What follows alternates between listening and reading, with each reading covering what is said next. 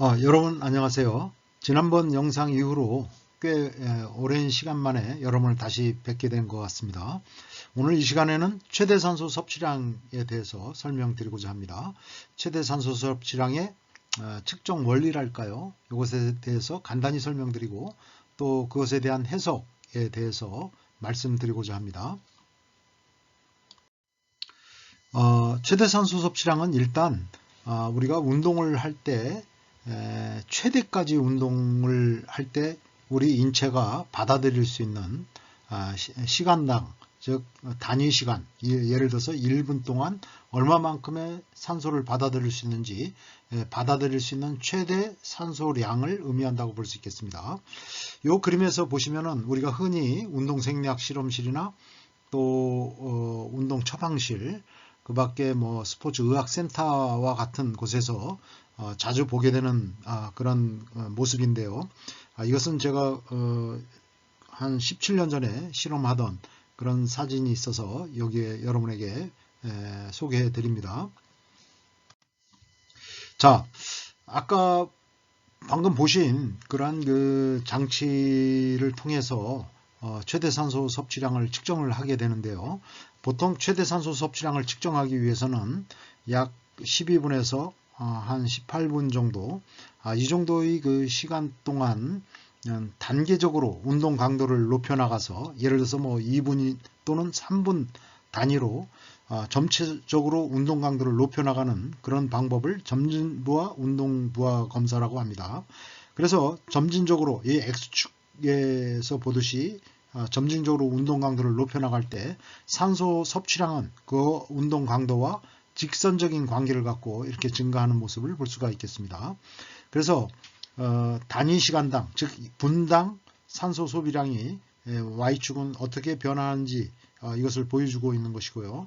그래서 이렇게 운동 강도가 증가함에 따라 직선적으로 증가하다가 최대 운동에 이르렀을 때 마침내 탈진 상태에 이르게 되는 것이죠.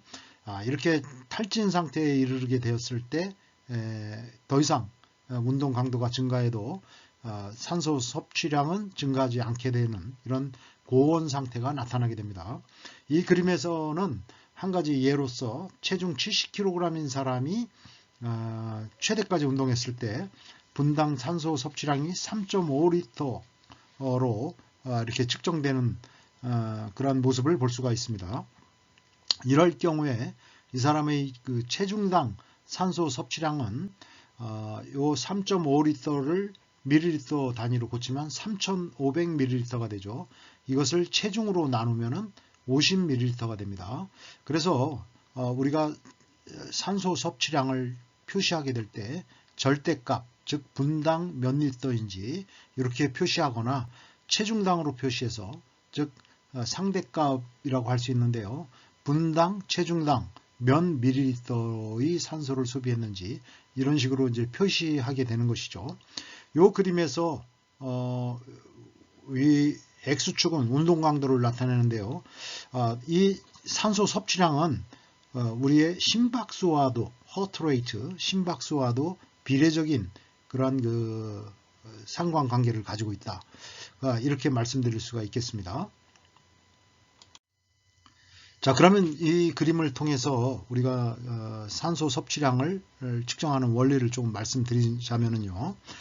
여기 보시게 되면은 요 부위가 3웨이 코크라고 하는 부위입니다. 그래서 공기가 한 방향으로만 이렇게 받아들일 수 있도록 통로가 되어 있는 그런 장치라고 할 수 있겠습니다. 바로 이 3웨이 콕을 통해서 우리가 공기를 들어 마시면은 이 공기는 바로 내 체내로, 즉 폐 안으로 들어오게 되는 것이죠. 폐 안으로 들어와서 가스 교환을 마치고 다시 내쉬는 공기, 즉 호기가 되겠습니다. 날숨은 바로 이 방향으로만 나가게 되죠. 그래서 이 통로를 통해서 가스메탈을 통과하게 되는데 이 가스메탈을 통과하면서 내가 내쉬는 공기량이 측정되는 것이죠. 즉 1분 동안에 몇 리터의 공기를 내쉬는지 이것을 측정을 하고요. 마침내 이제 이것이 나가게 되는데 대기 중으로 나가기 전에 일부 공기는 가스 분석기, 즉 가스 어널라이저를 통해서 그 공기 중에 있는 산소의 농도라든가 이산화탄소의 농도가 측정되게 되는 것입니다. 그러면 이 측정 원리를 좀 말씀드리면은 결국 산소 섭취량이라는 것은 산소 소비량이라고도 할 수가 있겠는데요. 이 체내에서 사용한 산소량을 의미하는 것입니다. 이랬을 때 이 산소량은 들숨 중 내가 들여 마신 공기 중에 산소량에서 내쉬는 공기 중에 산소량을 빼면 내 체내에서 얼마만큼의 산소를 소비했는지 얼마만큼의 산소를 섭취했는지를 알 수가 있는 것이죠. 그러면 내가 들여 마시는 공기 중에 산소량은 내가 들여 마시는 공기량에다가 곱하기 들여 마시는 공기 중에 포함되어 있는 산소의 농도를 곱하면은 들숨 중 산소량을 측정할 수가 있게 되겠습니다. 그 다음에 이제 이 날숨량 중에 산소량은 날숨량 내쉬는 공기량에다가 날숨 중에 산소의 농도를 갖다가 곱하면은 날숨 중에 산소량을 알 수가 있겠습니다. 그래서 이 두 값을 뺀 값이 결국 내 체내에서 소비한 산소량이 되는 것입니다. 이 문제를 통해서 여러분에게 보다 더 쉽게 설명드리겠습니다. 체중이 75kg인 사람이 아까 말씀드린 그런 점징부와 운동 방법을 통해서 최대까지 운동을 수행했다고 생각해 보십시오. 이때 최대까지 운동을 수행했을 때 측정한 들숨량이 50ml였다. 여기서 이제 여러분한테 말씀드릴 수 있는 것은 사실 이게 직접적으로 측정하는 것은 날숨량을 측정하는 것이지만 들숨량과 날숨량은 똑같기 때문에 요 들숨량이라고 하는 것입니다. 들숨량이 들여마신 공기죠. 요 들여마신 공기가 50리터였다. 분당 들여마신 공기가 50리터. 그 다음에 실험을 하기 전에 이 가스 분석기를 통해서 실내에 있는 공기 중에 산소 농도를 측정해 봤더니 들숨 중에 산소 농도는 20%였다라는 것을 알 수가 있겠죠. 그 다음에 이제 최대까지 운동을 수행을 해서 날숨 중에 산소 농도를 갖다가 측정을 해보니까 이 가스 어널라이저를 통해서 역시 측정 가능한 것이죠. 날숨 중에 산소 농도는 8%였습니다. 자, 이것이 주어졌을 때 최대 산소 섭취량은 어떻게 구할 수 있을까요? 바로 이 박스를 있는 식을 이용하면 간단히 구할 수 있습니다. 즉 최대까지 운동했을 때를 의미하는 것입니다. VO2 max는 날숨량이 50ml, 들숨량과 똑같죠. 그래서 들숨량 50ml 곱하기 그 안에 포함되는 산소 농도는 20%니까 0.1을 곱하고 이것이 바로 들숨 중 산소량을 뜻하는 것입니다. 그 다음에 가로 안에 이쪽 편은 날숨량 역시 50ml 똑같죠. 그 중에 산소가 8%니까 0.08을 곱하게 됩니다. 이 두 값을 뺀 것이 결국 내 체내에서 소비한 산소량이라고 볼 수 있습니다. 즉 최대까지 운동을 수행했을 때 들숨 중에 산소량은 10리터가 되는 것이고요. 그 다음에 이제 날숨 중에 산소량은 4리터로 이렇게 계산이 됩니다. 그러면 결국 6리터라는 값이 내 몸에서 최대로 운동했을 때 소비한 산소 소비량이 되겠습니다. 즉 6리터가 분당 산소 섭취량이 되는 것입니다. 자, 이것을 상대값으로 체중당 산소 섭취량으로 바꾸려면 6리터는 6000ml죠. 이 6000ml를 체중 75kg으로 나누게 되면 80ml per kg per minute, 즉 분당 체중당 80ml, 굉장히 높은 수준의 최대 산소 섭취량이라고 할 수 있는데요. 어쨌든 이러한 식으로 해서 최대 산소 섭취량을 측정하게 되는 것입니다. 자, 그러면 최대 산소 섭취량을 결정하는 요인은 무엇인가 말씀드리자면은 최대 심박출량이라고 할 수 있겠습니다. 그래서 카디악 아웃풋, 맥시멀 카디악 아웃풋의 약자로서 이렇게 쓰고요. 그 다음에 이거 곱하기 최대 동정맥 산소차라고 볼 수 있겠습니다. 그래서 AV는 artery, 그 다음에 V는 venous, 그 다음에 oxygen difference 해서 최대 동정맥 산소차가 되겠습니다. 즉 동맥 혈액 중에 있는 산소량과 정맥 혈액 중에 있는 산소량의 차이가 동정맥 산소 차이라고 볼 수 있습니다. 즉 동정맥 산소차는 운동하는 근육에서 또는 조직에서 얼마만큼의 산소를 소비했는지를 그 동정맥 산소차가 나타내는 것이라고 할 수 있죠. 어쨌든 최대 산소 섭취량은 최대 심박출량이라고 하는 것과 최대 동정맥 산소차에 의해서 결정된다고 하는 것이고요. 결국 최대 심박출량은 최대로 운동했을 때 심장이 품어내는 분당 심장의 혈액 박출량을 뜻하는 것이고요. 이것은 결국 심장의 펌프 기능을 나타낸다고 볼 수 있습니다. 근데 이 심장의 펌프 기능에 있어서 심장이 정상적이라고 하면 심장 박동수, 최대 심박수에 있어서는 차이가 나타나지 않고요. 그러나 심장이 한번 품어낼 때 품어낸 박출량은 그 펌프의 기능이 개선된 심장일수록 더 많은 일회 박출량을 갖게 되는 것이죠. 그래서 심장의 일회 박출량이 이 최대 심박출량을 결정하는 중요한 요인이라는 점을 말씀드릴 수 있고, 이것이 바로 심장의 펌프 기능을 나타낸다고도 이야기할 수 있습니다. 그 다음에 이제 또 하나 말초적 요인으로서 최대 동정맥 산소차인데요. 이 최대 동정맥 산소차를 결정하는 요인은 이 근육에 분포되어 있는 모세혈관의 밀도가 많을수록 더 많은 이제 산소가 그 근육으로 공급되게 되겠죠. 그 다음에 이제 이 공급된 산소를 받아들이는 능력은 근육에 존재하는 미오글로빈이라고 하는 산소를 픽업해서 받아들이는, 근육 쪽으로 끌어들이는 바로 이 물질 미오글로빈의 밀도가 높을수록 더 이 최대 동정맥 산소차가 높다고 볼 수 있고요. 그 다음에 미토콘드리아의 수와 같은, 즉 유산소적으로 산소를 이용해서 ATP를 만들어내는 바로 이 미토콘드리아의 개수가 많을수록 또 이 최대 동정맥 산소차가 더 크다고 할 수 있습니다. 이 두 가지 요인이 클수록 최대 산소 섭취량이 높아진다고 볼 수 있겠습니다. 그런데 이 두 가지는 제한 요인이지만, 결정 요인이지만 제한 요인은 바로 이러한 것이 있습니다. 폐기능이 이상이 있을 때, 즉 천식, 만성기관지염, 폐기종 같은 폐기능 이상이 있을 때는 최대 산소 섭취량이 제한된다고 하는 것입니다. 이 말은 다른 말로 말씀드리면은 폐기능이 정상이라고 한다면은 최대 산소 섭취량에 크게 영향을 미치지 않는다 라는 점입니다. 예를 들어서 뭐 폐활량이 젊은 사람 입장에서 높다고 해서 정상 범위 내에 있는데 폐활량이 최대 산소 섭취량을 결정하는 요인은 아니라고 하는 것입니다. 이 점을 굉장히 여러분이 주의해서 이해하셔야 될 필요가 있습니다.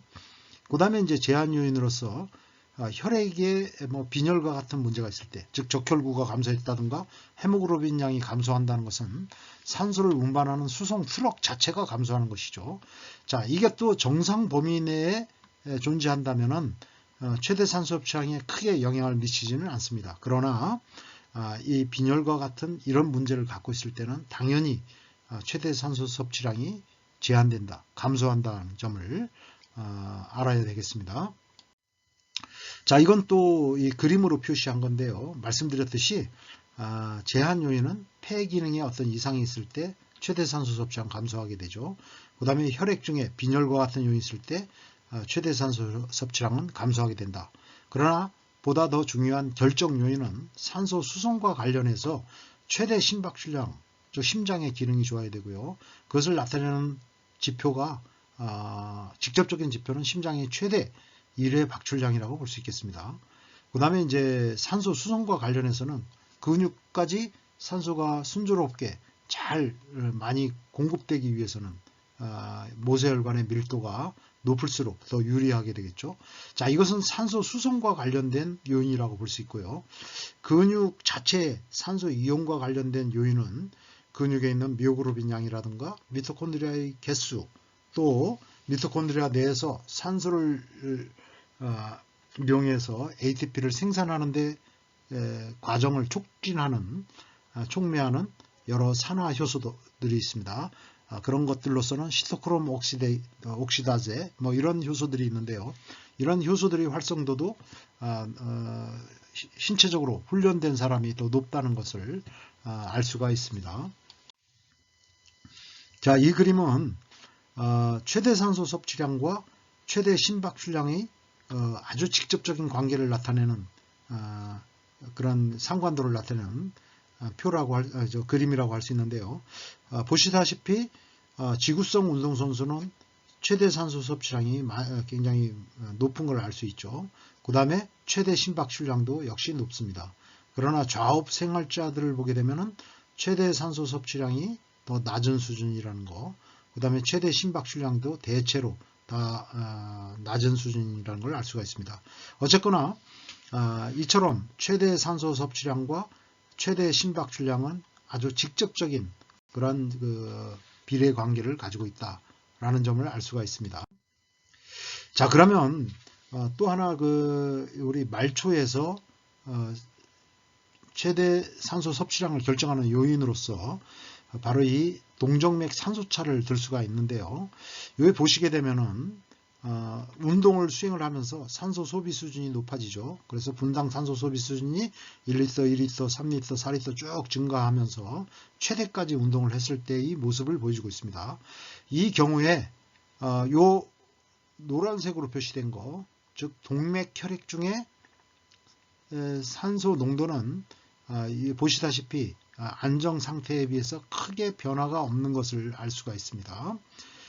그러나 우리가 이제 정맥 혈액 중에 특히 이제 혼합 정맥혈이라고 한다면은 우리가 운동하는 근육으로부터 온 정맥 혈액과 그 밖에 비활동 조직으로부터 온 정맥 혈액이 합쳐서 혼합되어서 심장 우심방 쪽으로 들어가게 되는데요.